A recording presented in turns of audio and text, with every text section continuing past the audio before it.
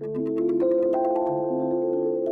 guys, Florent from Off to Lens here, and today I'm going to talk about the MEIKE 25mm T2.2 cinema lens. Since I received the BMPCC 4K almost a year ago, I wanted to get a cinema lens but couldn't find the right balance between quality and price. This review is based on using the lens on the Pocket 4K, but most of it applied to the lens itself.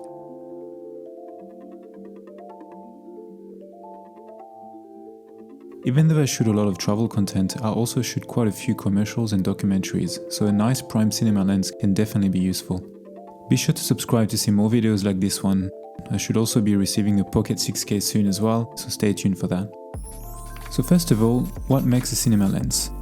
There are a few differences between a cinema lens and a regular or photography lens. First, the light is measured in t-stop as opposed to f-stop. The markings are usually on the side. This is for the focus puller to be able to pull focus.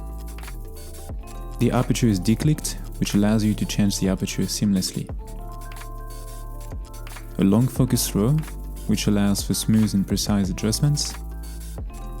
Cine lenses usually come in sets as well, so you get the same filter size in order to easily swap filters or matte boxes, and they usually have the same aperture as well for consistency. Now let's get into the lens itself. Build quality, size and weight. The lens is very nicely built. It feels solid for its size and has a nice weight to it. It also looks really cool in my opinion. The focus throw is very smooth, and so is the aperture ring. I love that for a cinema lens, this is actually quite small and perfect when paired with a Micro Four Thirds camera. The main features.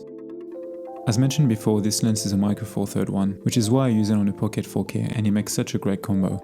This means you don't need an adapter. However, the lens is manual, so it will not talk to the camera. You have to physically change the aperture using the ring. Being a T2.2, this lens allows you to get a pretty decent depth of field and to shoot in low light situations. But the best part for me is the price. The lens is only $330 US. Image quality. I love the image that comes out of this lens. It has such a distinct look and I'm a big fan of it. I love the flares, the bokeh is really nice as well, and you can really tell straight away that you're shooting with a high quality prime glass. I found the lens to be reasonably sharp wide open, not too sharp but also not too soft. Pros and cons. Most of the pros and cons are actually pros and cons of being a cinema lens, in my opinion.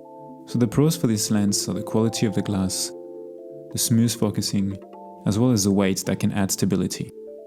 However, you have some cons as well, which can also be the weight, too heavy for a handheld setup for example, but this one is quite light and compact. The focus throw being long means you probably need a follow focus. The markings on the side for solo operator can be tricky, and you cannot properly see when looking on the lens from the top. It can be hard to see the aperture for example. When it comes to focusing, I usually use peaking most of the time anyway.